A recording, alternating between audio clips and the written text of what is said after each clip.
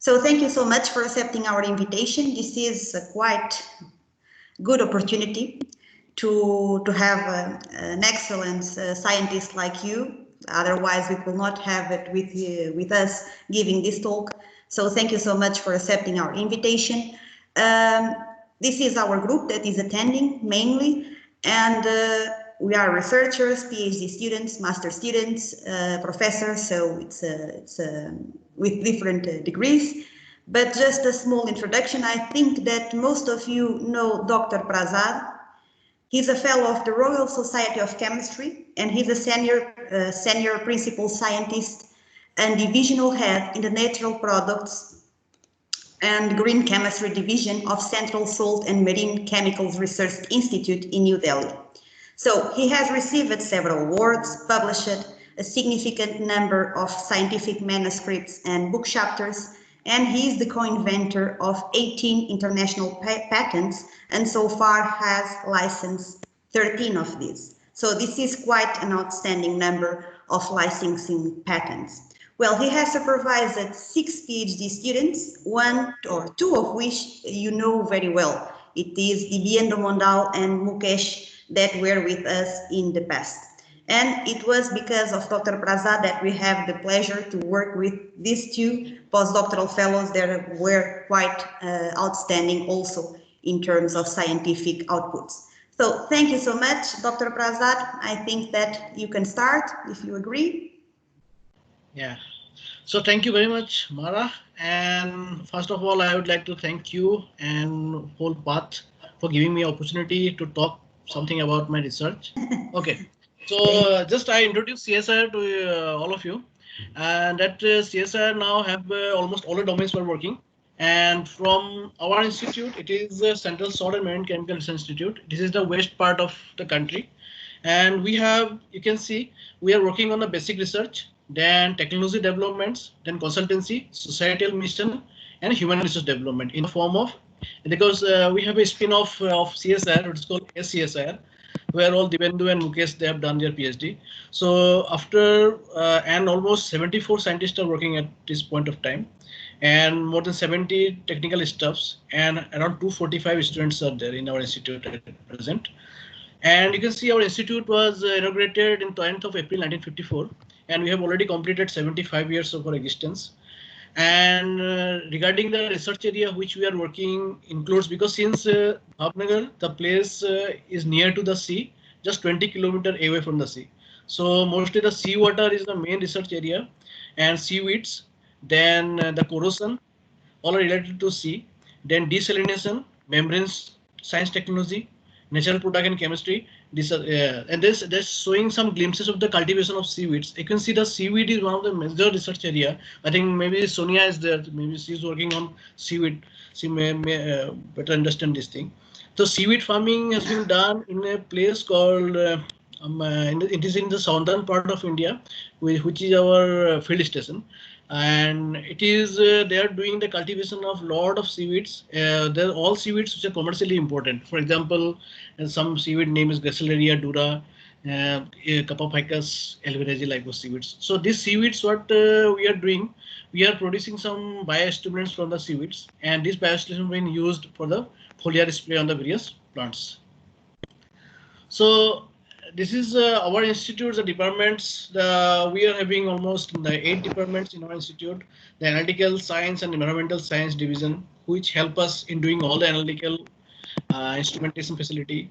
Then division of inorganic and material catalysis. These people do the research on the inorganic materials, for example, zeolites type of things. Then applied phycology. In this department, they work on seaweeds, and this is marine algal research that I saw in the previous slide. Then it is our division is natural products and green chemistry. And then there's a division called plantomics. They work on the halophytic plants. So the halophytic plants means the plants which grown in the salty soil. So this type of plant they are working. Then there's a very important department of our institute is salt and marine chemicals. As salt is one of the research area of our institute, the salt and marine chemicals, there are a lot of activities are going on in this area. Then membrane science and separation technology. And to help all our department, there is one process design engineering division. So this is the division which help us in scale up of our experiments, scale up our various processes, etc. So, and just talk about CSR a little bit to the students, what CSR exactly locates in the global scenario. So when the Schemigo ranking was done in 2018, so CSR was placed in around in top 500 institutes in the world. And if you talk about India, so we are in the third rank. Even the Indian Institute of Technologies, we are above Indian Institute of Technologies. And among CSR, our institute is ranked third.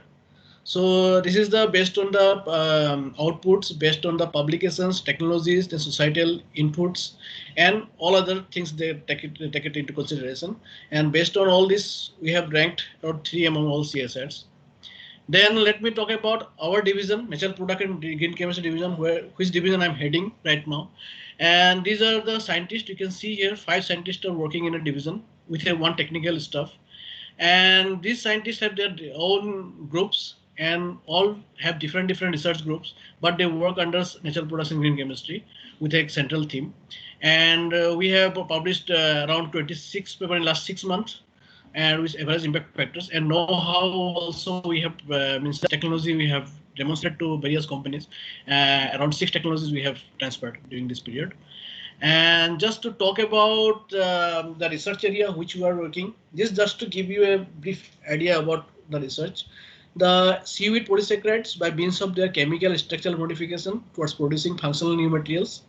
Then improved downstream processing, this I'll talk a little bit in my next slide. And then dissolution and derivatization of biomolecules in neutric benign solvent, which I'll going to cover in my talk about ionic liquids and deputic solvents.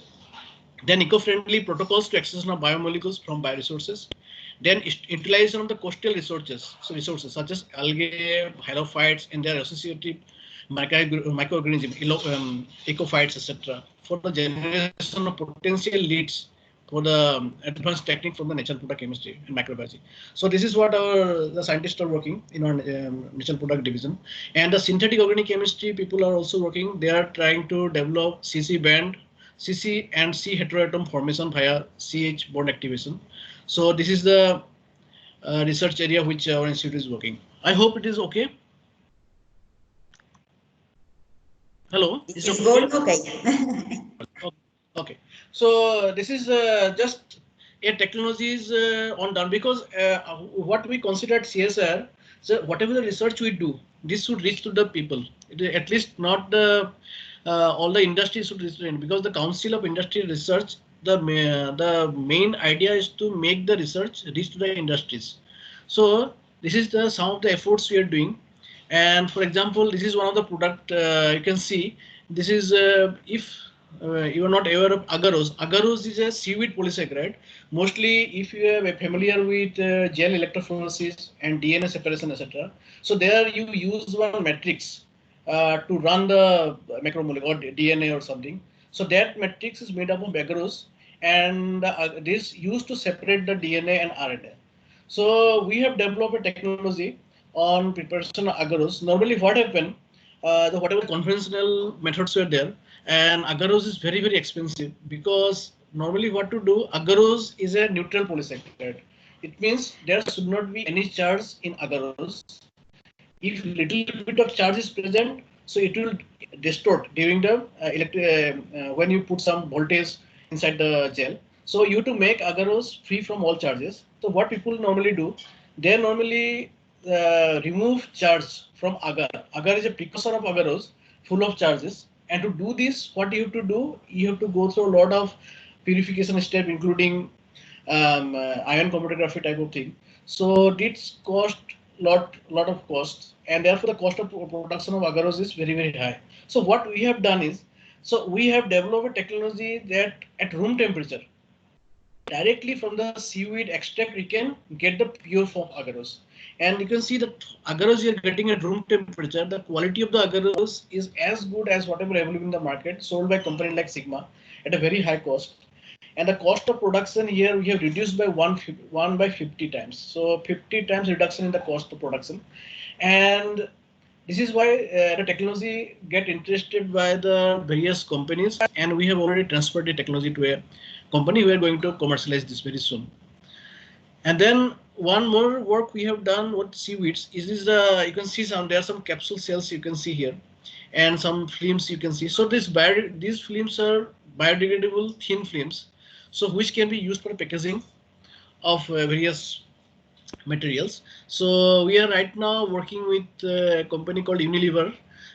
They are trying to develop the seaweed based packaging materials for their products. So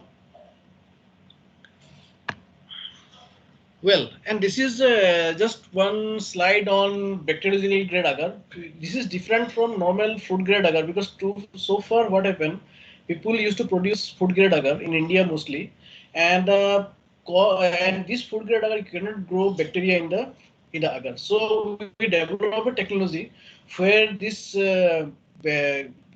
lot of this agar is so pure that it can be used for the main good thing about the why this agar is different from other this thing, because of the gelling temperature of this agar, gelling and the melting temperature. This makes a lot of difference in the growth of bacteria. You need a particular temperature to grow bacteria. So we develop and we have tuned the property of the agar in such a form that number of almost 100 to 200 number different type of strains can be grown in this particular agar. So, and this is again in collaboration with the with the industry. We are very famous industry in India. It's a very big industry called High Media. So they are working with us and to develop the product to take it to the market. And there's another product which I'm going to just give a idea about you. It is called biostimulant.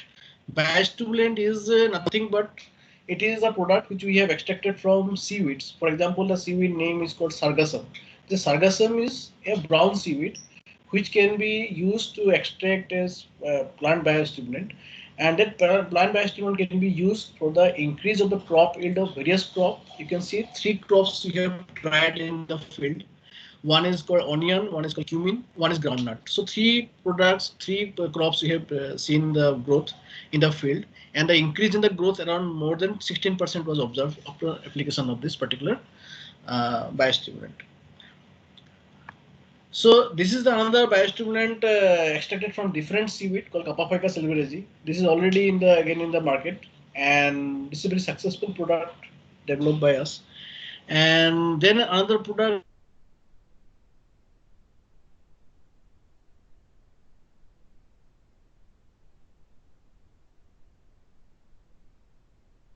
And in alginate production.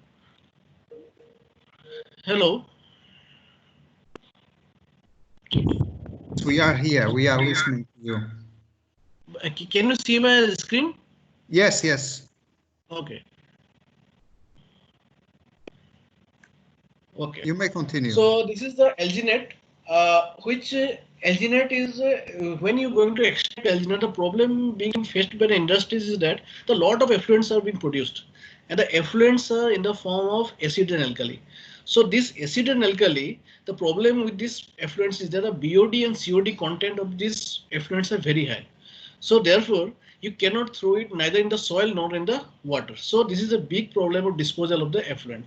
So many of the industries in our country is closing because of the stringent environmental regulations that and people are now not able to. So what we try to do here is we try to develop a technology for alginate production such that there is no effluent is produced, and at the same time that no effluent is produced and the quality of product remain intact. So we try to develop a process where we are producing alginate from a seaweed called sargassum. Not only the seaweed alginate, but along with it some liquid seaweed fertilizer, then gypsum and pure water. So that water we are recycling in the process, and we are able to reduce the water intake or water footprint by around 50%. So the water use will be also reduced and the quality of the product is also improved in this process. And for the research which we are doing in the laboratory, it is always desirable that we always take it to the lab scale to pilot level scale or something scale up. We always, whatever technology we develop, we always take it to the pilot level, and then we try to see whether it is feasible when we are going to scale up the products or not. Because sometimes we have seen when some products in developed in the laboratory scale in gram level, so when you are going to in kilogram scale, there is a lot of changes in the parameters takes place, and that is why we always perform our experiment when we are confident about the lab scale products. Then we go to the pilot level scale product. Then here you can see some pilot level experiment facility. You can see here we have done it with 5 kg raw material per batch, and the quality again we ensured, and we compared the quality with the best available in the market. Then we confirm to the industries that this product is okay, then this technology can be transferred. So like this this type of protocol normally we follow in our research. Um, well, okay, this is some of the products which are in the market, which is based on our research, and we are very, you can say, proud of seeing these products in the market. So whenever your research reach to the market, is always a very proud moment, and you can say we are doing something for the society, and this is how we take our research to the industries and to the field. And this is some of the companies which they have established their industry based on our technology. So this is the, you can see a company called Purvaraj Industry. They have just recently they have installed a facility in a place in called Gujarat, 10,000 liter per batch. This facility is totally automated facility. There is no human intervention, and this from direct to seaweed to product you can get in single line. So this is the things which we are working with industries, closely working with industries, and you can see some technology know-how we sign with the industry. So this is some of the photographs I'm just showing, giving you a just idea about what exactly we do. And then let me come to some basic research which we are doing on seaweeds again. So this is a research which we try to extract ELA. ELA means alpha linolenic acid from a seaweed called Sargassum alba, and this particular ELA has been used to see the cognition effect. So if you have gone through some newspaper articles, so China has recently they have developed one drug called Menet. So this is for Alzheimer. So that Alzheimer disease, that the drug is extracted from a brown seaweed, and after going through the publication which they have shared, we found that product which they are claiming is nothing but some mannose oligomers. So that sargassum which I am talking here, this is again the alginic acids present in this sargassum, and alginic acid is nothing but it is composed of alpha glurinic and marinic acid. So these mannose groups, they are perhaps responsible for cognition effects. So we tried to do this in C. elegans model in a different laboratory of CSR laboratory. So and we have found that yes, this sargassum the extracts containing alginates, they are working for the cognition on the C. elegans model, but still some more work has to be done because some advanced zebrafish model experiments are going on. So after taking up to rodent model, this can you can confirmly say that whether this particular seaweed is working for the Alzheimer's or not. So this work is going on at present in collaboration with a different laboratory. So now let me come to my research group research, which along with the industrial work, we are also doing some basic research. So the part of the basic research works on preservation and separation of biomolecules. Why preservation I am calling, and I am talking about biomolecules particularly for proteins and DNA. Because preservation is more important because these molecules, for example, DNA and proteins, they are multifunctional molecules and they have a ability to be used in material chemistry. But problem with these molecules that they are very, very sensitive to external environment. For example, pH, heat, temperature, stress. So this thing changes their structure. So we have to preserve this molecule at room temperature such that it can be used for the material preparation. So that is what our aim was. So we have to preserve it and we have to solubilize it. So that is why we started our research in 2013. And then we tried to focus on DNA. Why we have chosen DNA? Because DNA is a very marvelous molecule. You can say it has a lot of favorable properties because it has a nanoscale structural distribution, it has a molecular recognition property, and it has a mechanical flexibility. So these all properties are suited for the material design. Then the DNA has also been used in nanotechnology and advanced materials, and you can see some nanomachines has been developed, DNA hybrid materials have been developed. So everything they encouraged us to take research on DNA and to increase the solubility and stability of DNA in some new solvent systems.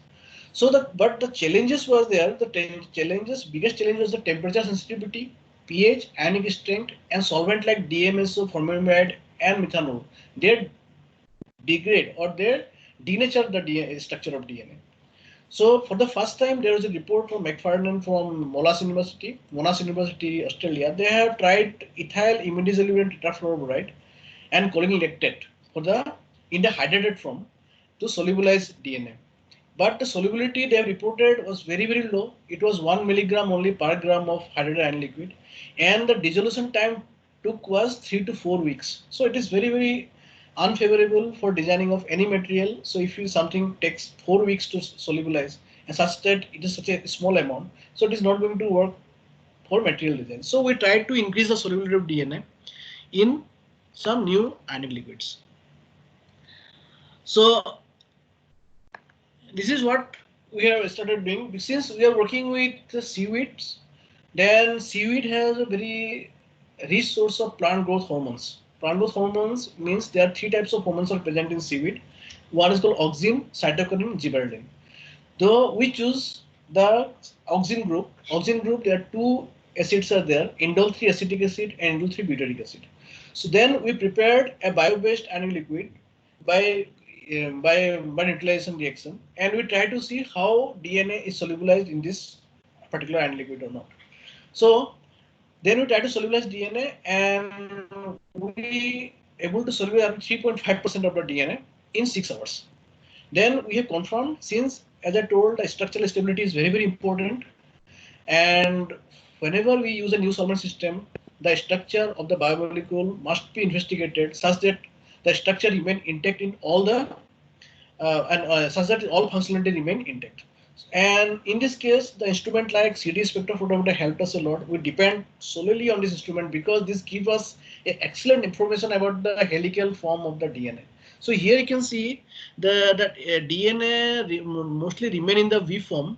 So in the V form, when you run in the CD spectrophotometer, you get a typical spectra, one having positive and one negative. That is, the positive part is for the helicity it's showing, and the negative part is for the pi-pi interaction in the base pair. So this is what this is an excellent instrument to see whether product is degraded or not, because we try to see the product in different pHs, and we see in a particular pH 8 or more than 8 it breaks. And even a temperature, if you increase the temperature more than 40, 45, the structure start breaking. So this we have chosen, and we again confirm the structure of the DNA after dissolution. We recovered the DNA from the solvent system. Then we have done the phosphorus NMR. Phosphorus NMR, why we have done phosphorus NMR? Because the phosphate group is very, very important for any DNA structure. So we want to see whether the phosphorus group will remain intact or not. So we have done the phosphorus NMR there. Then we have done gel electrophoresis. That next slide also in a clearer way how gel electrophoresis is done. Then we try to choose some new another ionic liquid to increase the solubility, because we're not happy with the 3.5% solubility, because that 3.5%, although it was soluble, but the stability was only 6 months. Though we want to increase the solubility concentration, not only that, and also increase the stability. So, and then we tried to develop some other ionic liquids, for example, glycolates, then pyruvates with choline itself as a cation. Then, and we try to also understand the chemistry behind it, why these ion liquids are solubilizing DNA. So this type of things we started doing. And then ultimately with this pyruvate and glycolate, especially with the glycolate, we were able to increase the concentration, solubility concentration about 8%. And it was stable for 1 year. So this is the development in this research. Then we tried to see some other type of ion liquid. They can be solubilized, or we can increase the solubility concentration or not. Then slowly we started up to 2017. We tried the solubility in a ammonium-based ion liquid, 2-hydroxy ethyl ammonium hydroxide, ammonium format. So in this particular ion liquid, the solubility has increased up to 25%. So it was more than what we have expected. So 25% is really a very high concentration for any material preparation. So we stopped our solubility here. So we thought that yes, 25% means we have achieved our target. So then we tried to see the stability and whether this particular ion liquid is able to preserve the structure or not. So we have seen the stability at the initial, then 1 year stability we have checked. Now recently it is up to 2 years also it is stable. So this is an excellent experimental result we got, that DNA can be stabilized in a various ion liquid up to 25%. So this is what we tried to achieve, and we have achieved this thing. And then there are a lot of questions about the structures, because since chemically we able to say that structure is remains okay, but unless and until you do the gel electrophoresis, you cannot say that really the structure is intact or not. So what we have done the gel electrophoresis in collaboration with some biology colleagues. So what they have done, they have amplified the structure of the DNA after running in the gel electrophoresis machine, and they have amplified and seen that after amplification also the structure of the DNA after dissolution remain intact. Is indicating that whatever we are claiming by chemical means, that structure stability, biologically also the structure remained intact. So this is a excellent finding, and we were very satisfied with that finding. But still there were some questions which were hit on our mind, and that why particular some ion liquids are able to solubilize DNA to some extent, some ion liquids are not able to solubilize, and some ion liquids partially solubilize. So what is the effect? What is the reason? So in this case, I would like to thank Matthias. I hope Matthias is listening to me. Uh, Excellent contribution he has done in our research.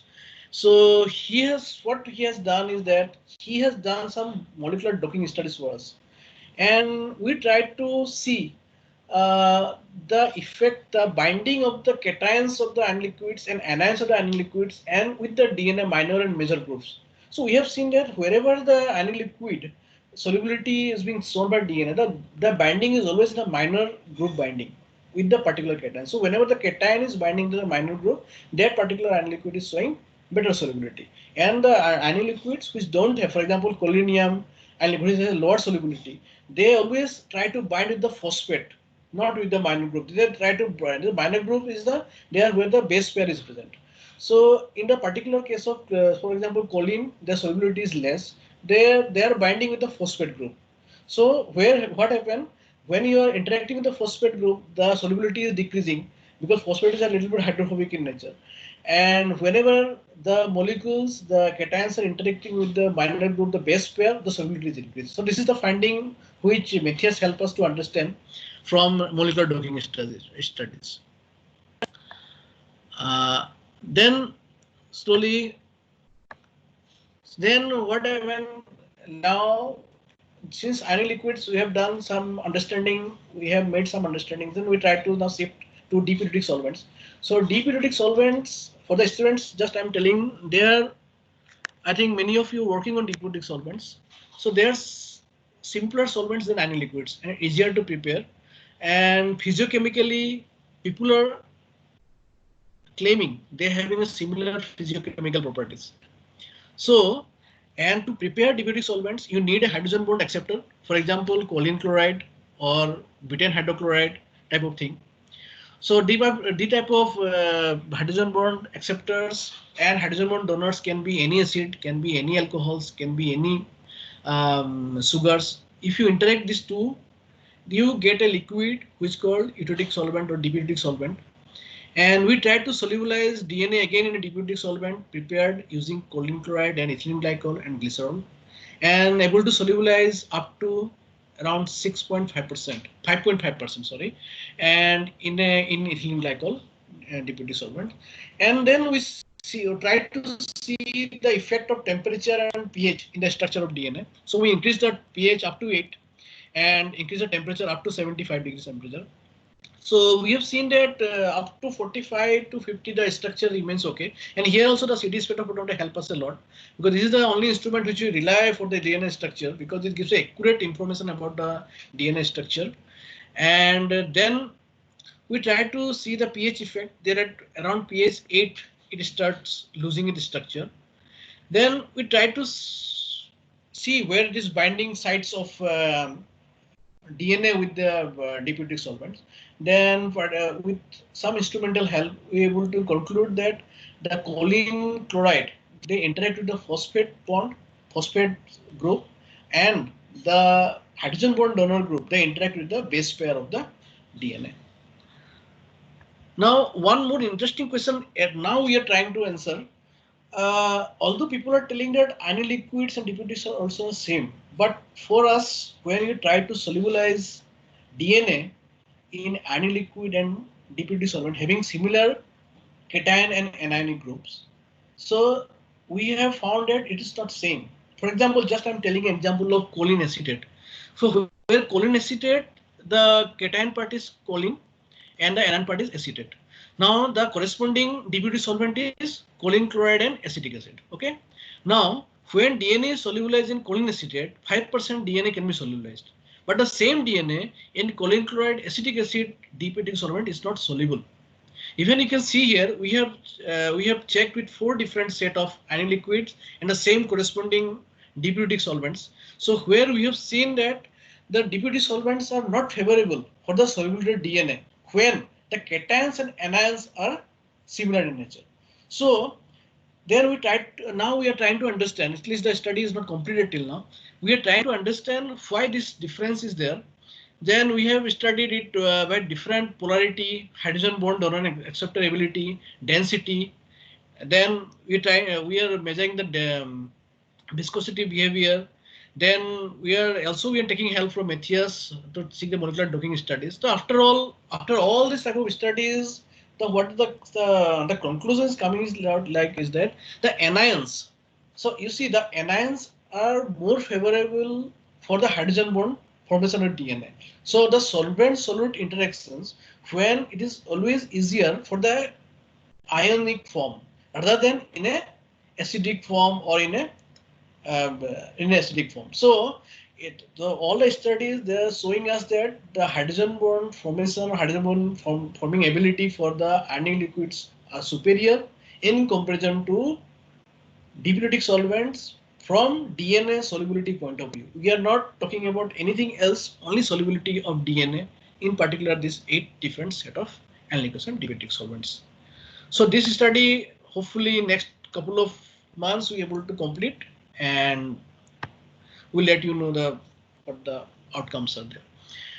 And then since I think already 40 minutes is over, should I continue for 5-10 minutes? Yes, sir. Hello. Yes. Should I? Okay, I'll continue for another 15 minutes. Okay. Yeah. Okay. So since deputy solvents, one of the deputy solvents we found is solubilized DNA. So now we're trying to see whether this DNA can be used to functionalize using the solvent systems. Why we are choosing this day is because due to the thermal stability of the solvent systems. And then we tried to functionalize the DNA in the solvent using some magnetic material and a material based on titanium, which forms bilayers. So we have seen that, and we try to see where it is binding. So because we want to see the chemistry basically. So how these two particular things, the iron and titanium, is binding. So finally, after a lot of some experiments and even by AFM studies, we have seen that they are binding in a different set. For example, iron particles, they are binding to the phosphate linkage, another titanium is binding to the base pair. So this type of research, this is just indicative of that the DS is a solvent which can be used for functionalization of DNA. So this is what our aim was. So whether it can be used. So again, we tried to functionalize DNA with graphene in a DS, and then with iron also we have added here, and then we try to see the structural morphology of DNA after binding with these two things. And but in all the cases, what we have made sure that even after binding, the structural chemical stability of DNA should not change. That part we are always keeping in mind. And whatever material we prepare, we always test the stability of the DNA in the previous form and the form of material, and we make it sure that the stability does not remain, it remain intact, and we change the various parameters accordingly. Well, these are the some slides. I'm not going to talk much about it. Uh, well, this is actually this is slides. Why I'm trying to talk, because this is what crystallization behavior we have seen of silver chloride in a DPT solvent. So this normally what happens, this when silver chloride, they form crystals in water. But when the structure, though we have done a single X-ray crystallographer, we have with this machine we have seen the crystal structure. Then the structure of crystal is formed in the presence of DPT solvent. They have a different crystal structure. So normally what happens? Normally when the crystals of the silver chloride forms, there is no bridge between the crystal layers. So they are just associative crystal layers are formed. But in the other hand, when the crystal is formed, we got a, you can see here clear cut a bridge was formed between the crystal layers.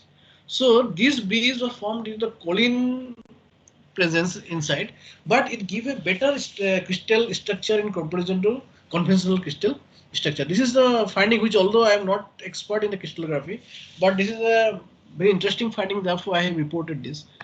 And again, we tried to prepare materials using silver chloride DPT solvents. We are able to get a cephalopod type of structure of materials. So this material is showing excellent bactericidal effects, even it is equivalent to ampicillin. So we have tried our bactericidal effect of ampicillin. So this particular material is showing the bactericidal effect as good as ampicillin. So this is another interesting thing. Then one interesting research which also found a structural morphological transformation, you can say, of DNA. For example, DNA normally present in a B form, but changing of the little bit of physiochemical properties, you can make it to Z form, you can make it to A form. So we tried to see in the DPT solvent the changes of the structure of DNA. So we just changes the acidic pH of the DPT solvent to acidic. So it's immediately forms a gel, the DNA. But again, we try to see the structure of DNA remain intact or not. Then we have found from the various instruments that the structure of DNA remain intact, but its structure is compressed. So normally the compressed structure of DNA is used for gene delivery. So, and then we try to see the chemistry why it is happening, because when you make the pH to 7, again it come back to a liquid state. But in the liquid state, again it is assembled form. So there are two different forms you are observing. So in acidic form, what exactly is happening? Uh, it what is exactly it is in the presence of acid, the helixes of the DNA opens up. So when there is a two helical structure, it takes to single helical structure. But since the cations and anions of the ion liquids are present, or DPT solvents are present, so they bring the helix, the strands near to each other, and they give a associative type of structure. So this associative structure we have proven by rheology that it is not a three-dimensional structure but an associative gel structure. But whenever you add some alkali, so this electric interaction breaks, and the denatured DNA again come to a natured DNA. So this type of switching over of the structure takes place by just changing the pH of the solvent. So similarly, then we try to see the transition of DNA structure from B form to Z form, just by increasing using a salt called silver nitrate. Though silver nitrate, the presence of silver nitrate, again there is a silver nitrate nanoparticles formed, but they promote the transition or transformation of B form DNA to Z form DNA. So here again, Matthias help us to understand the interaction of choline format and choline format with the DNA, why the transition takes place. So this study we have completed, and so some slides I'm not going to talk because it will take again more time because there's a lot of. So this slide is important because this slide we worked with Mara, and this is excellent research on because till I came to know about ABS system for the first time I heard in Portugal in 2016 that aqueous biophysics systems, and it was and I have seen many of your past papers that ABS systems are being used for different applications of this, and but we didn't have the expertise of ABS. Then or one of our student Mukesh was working there, and Divendu was working there in Path. So tried to send some of our liquids in the form of choline pyruvate, choline glycolate, and this type of various liquids, and try to see whether they form ABS systems or not. And luckily, many of the even except one or two, all the choline-based liquids they form good aqueous ABS systems, biophysics systems, and antibody known as IgG. It can be separated with a very high efficiency and very high recovery rate. So this is, and I thank Mara for this opportunity. And similarly, they followed up by this work. Recently, this paper has been published in Green Chemistry, where we have sent some alginate cryogels in the form of composites of with proteins. And these composite proteins also worked very well for the separation of IgG, although in the case of the recovery rate was lesser in comparison to whatever we have earlier seen in the case of iron liquids. But still, since these agents are for the first time, seaweed-based any matrix has been used for the separation of antibody like IgG. I think this work is very important, and this is also got selected in the hot article. So this is again. So this is some of the research we are doing on the extraction of polysaccharides from seaweeds using iron liquids. So here, normally what happens, if anybody has worked with seaweed directly, they have an idea that when you are boiling a seaweed, the seaweed does not have only polysaccharide with it. It has proteins, it has polysaccharides, it has various other lipids. So what happens? So you have to separate it. So you have to separate polysaccharide from it. So here we have used an liquid in the form of laureth, choline laureth. So this laureth in the single step, it is able to separate agarose from Gracilaria dura extract, and this agarose was as pure as available in the market. So this is the similarly carrageenan. You must have heard about carrageenan, some of you.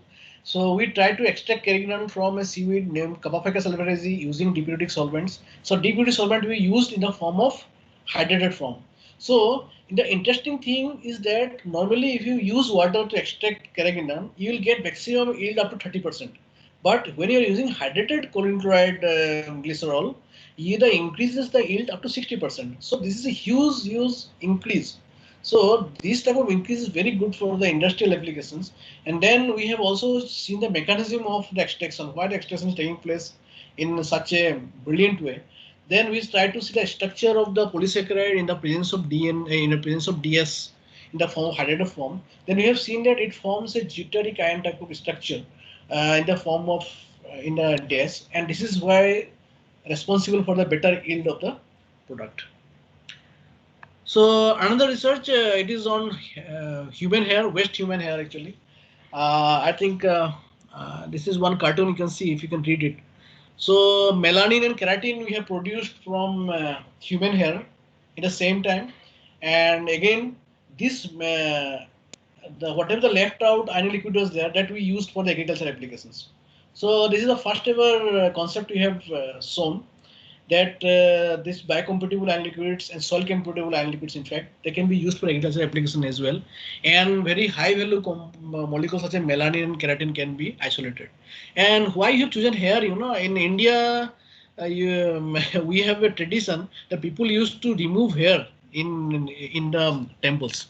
So even the temple known as Tirumala in South India, they have hair. They sell hair of what is 2 billion in 2011-12. So it's a huge hair is been accumulated.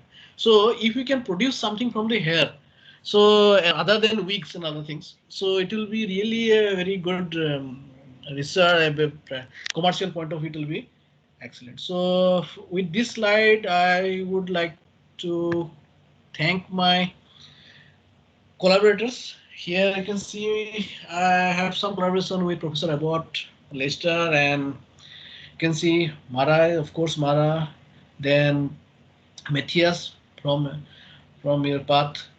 Then I have some collaboration with biologist Ranjit Singh Debkar and S.K. Natras. Then Etienne Fleury from INSA Lyon, France, and Aurelia from INSA Lyon. We have some collaboration, and we published recently a paper on Gorgum on Asia Sustainable. So, and these are the, you can see the students, they are the pillars of my research, and these are the students who already done their PhD with me.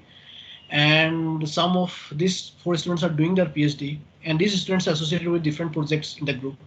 For example, the seaweed based projects and everything, these students only do the work related to that. So I thank you all for listening me for the last 40 to 45 minutes, because I know it is very difficult to listen people like me, which I don't a good speaker, but still I managed to speak for this 40 minutes, and I hope you have enjoyed, and thank you very much. And if you have any questions, please. Thank you. It was a great talk. I think we are all inspired. Since the beginning, and the technology transfer that you have done, it's amazing.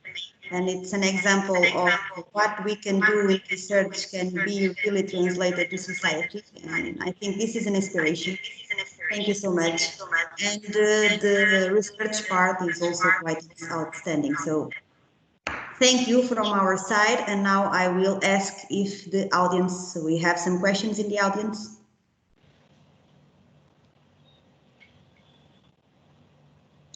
Well, today is biorefinery, not hell. And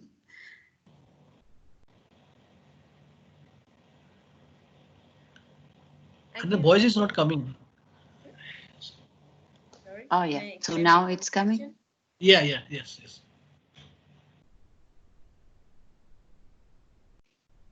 Go, Margarita. Okay. Sorry. I didn't understand. Sorry, I really enjoyed your presentation, and I actually enjoyed the last part when you showed the recovery of keratin and so on of the waste human hair. I think it's a great thing that I actually never thought of. And regarding the work that you showed with the DNA that was functionalized with graphene and then on DES, I didn't understand what was the main application. Can you explain me just a little bit more? Actually, our idea was not to find any application at this particular work. Our aim was to see how graphene is binding with the DNA and iron, Fe3O4. So we tried to see the binding pattern. So we have then observed. Yeah. So we tried to then we. Sorry. Then we observed that the iron is binding with the phosphate side chain of the DNA. On the other hand, the graphene is binding with the base pair of DNA. So these are chemistry things we tried to explore. So by using that, because why we have choose DNA DES, because DES is the only solvent where graphene is it can disperse graphene in this solvent system. So there is no other solvent system where graphene cannot disperse, because graphene is so hydrophobic, so you cannot disperse in water and other solvents. So we have chosen DES for that matter. I got it. Yeah, that makes sense, because you cannot use like aqueous solutions of anything. DES would be the best approach for maintaining the stability of graphene or dispersed graphene. Makes sense. Okay, thank you so much. Thank you. Thank you, Margarita. Sonia, do you have a question? Yes, I have. It's more a curiosity. Well, first of all, thank you very much for your really interesting work. Thank you. To see all these patents and all these processes being implemented and now in society is actually great. I have one curiosity, let's say. I noticed that you have checked the chemical stability of the compounds and even that you have extracted from algae. My question is that if you have tried to look into the pigments, and if in an affirmative case, have you tried to look how to photostabilize these type of pigments? Actually, although pigment was not a part of my research because our focus was polysaccharides only, but recently we started doing some phycoerythrin extraction from some seaweeds, and we have already developed one process, you can say, where we are able to get analytically pure phycoerythrin in single step. Because again, getting phycoerythrin, because phycoerythrin is very expensive. Why? Because getting pure phycoerythrin is very difficult. You always get phycoerythrin along with phycocyanin. So whatever we have developed one process where phycoerythrin we are getting without contamination of phycocyanin. So that work is again at the end of the patent. Again, so everything we start doing some patents and all these things. So you haven't looked into the photostability of this No, phycoerythrin. that we have not seen so far. No. Because we are working as well with this type of Yeah, proteins. I have seen many of the papers. Yeah, I always see. Yeah. Great work. And one of the questions that we have now, or we are trying to face, is the how to maintain the photo and the chemical stability at the same time to be for us to be able to incorporate these proteins in gels or in other matrices, solid matrices. And this is actually a work that I don't know if you are interested, but maybe we can try to figure out some hypotheses to work on this. Yeah, yes. I'll write to you email. Just we'll discuss something because this is very interesting. Okay, thank you. Thank you, Sonia. More questions?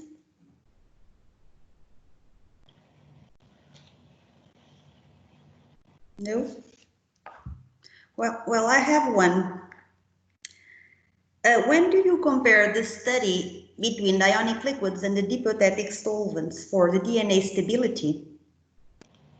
You always used anions with a higher hydrogen bond basicity than chloride. Yeah. That's why I'm wondering, because on the dipothetic solvent side, you have collinium chloride. Yeah. And on the ionic liquid side, you have always anions with higher hydrogen bond basicity. So that means higher or more probability to hydrogen bond and to stabilize and solubilize DNA. Did you try some ionic liquid with an anion with a lower hydrogen bond basicity than chloride? Actually, this is the idea. I want to break the myth. People are telling DAS and ion liquids are same. You can see all papers you read, whatever they say that physiochemically ion liquids and diabetic solvents are same. So I want to break this myth by telling that let us check the solubility with same cation and anion. I don't want to change the cation and anion at this point of time. The next phase of research may be whatever you are telling. We'll try to see the basicity and low acidity and this. But at this point of time, our aim is to see only the ions, the behavior of the ions. If it is acetate, then acetic acid. If it is pyruvate, then pyruvic acid. How it behaves. So why people are telling that this ion liquids and diabetic solvents are same? It is not same. Because especially for DNA solubility point of view, it is not same. So that part I'm trying to establish in this particular paper. This paper I'm going to finish now. So here we try to see why this difference. Now maybe next time whatever you're telling, that part is in our mind. So we'll try to see the change in the lower basicity and higher basicity like to things also we'll try to do. No, I guess you are completely right. Dipothetic solvents and ionic liquids are different, and I think that is a great message that you need to pass. But it's not fair saying that, let's say that's not fair, saying that ionic liquids are better when you are comparing with dipothetic solvents based on collinium chloride, and on the other side, you always have anions with higher hydrogen bond basicity. My opinion is that if you include, for instance, a trifluoroacetate or a trifluorosulfonate in the ionic liquid, you will get the reverse. The dipothetic solvent will act better. You'll have the collinium chloride that will allow stronger hydrogen bonding. Yes, you're right. It may be that time diabetic solvents may work better than ion liquids. So you can show the two ways, and if it is a matter of hydrogen bonding. So you give me idea. You give me idea for the next paper. Great. I'm glad to. And the other question that I have, and then you move it to the protic-ionic liquids, and it's amazing that they perform better to improve the solubility of DNA. I would like to ask, and in most of the works, why you only studied pure ionic liquids? Did you try to use some aqueous solutions of these ionic liquids? No, so far not tried, but we will try that also. And liquid is not till now only pure form we are concentrating on the pure form of DS and pure form ion liquid, but hydrated form we have not seen till now. But for extraction purpose, the last slide I shown you to extraction of carrageenan, that part we have used some hydrated DPT solvents, and the results were really amazing. It is the hydrated form is giving you better extraction of the polysaccharide in comparison to the pure form. Yes, because we studied the stability with Teresa, that I think she's attending the talk, of DNA in aqueous solutions of ionic liquids, and the solubility can go higher and the stability can go higher using aqueous solutions, because you really improve this hydrogen bonding ability and you have a shell of electrostatic interactions occurring with the phosphate groups. So that's why I wonder why most of the researchers are focused on pure ionic liquids dealing with DNA and RNA and not with aqueous solutions. I was just asking if it is a matter of facility to recycling the ionic liquid or the hypothetic solvent. I think ionic liquids recycling, I don't agree with that, because it is a really big problem. I say, and even though you recycle also, there's always come with some, especially for the biomass, when you're treating biomass with ion liquids, the ion liquids which are recycled, they always come with some impurities. So it is very difficult, and therefore now our idea is to use directly recycled ion liquid for the agriculture applications. So for that reason, we have to choose ion liquid which are soil compatible. So we are compatible with the soil. So soil microbes can grow inside the ion liquid, and that ion liquid can be used directly in the, because they contain a lot of nitrogen. You know? So nitrogen is required for the soil. So that type of ion liquids having nitrogen and soil compatibility, that can be directly used in the soil, other than going for all this expensive recycling and all these things. I don't prefer recycling, basically. Okay. From my side, one more question in the audience. Mara, I have one question, simple question. So, how pure are the ionic liquids, the protic ionic liquids? Because we are here in the lab, we have so many difficulties to remove the water from these protic ionic liquids, particularly this. And so, how pure they are? So, and if they are some residual water, maybe this residual water that you have in these ionic liquids are improving the extractions, as you told for polysaccharides, that you increase a lot with the water. How is the water content in these previous works? Actually, what we make sure, the water content by drying under vacuum up to 0.3% maximum. So because it is difficult to dry ion liquid less than this, because it is really a very long process to dry, and almost all ion liquid contains some more or less amount of water, because it is an inherent property of the ion liquids. So, but we make sure to keep it around 0.3 or not less, and this technique we use because making less than 0.3 is really difficult for us, the facility which we are having. So, and this is a very interesting question, and this question I am trying to address in this another my publication, where I am trying to see the role of the water in the extraction of the polysaccharides. So you are very much right that water must be playing some role, because, and as Mara mentioned, with the presence of ion liquid, maybe the water role is more pronounced. So that is, I think, still some more studies required to come to any conclusion for that matter. Is that okay, George? Yes, I fully agree. I think that this residual amount of water is making an important role in this type of extractions, for sure. We have been observing for the extraction of also carotenoids from biomass. Yeah. One more question and it will be the last one. Not at all.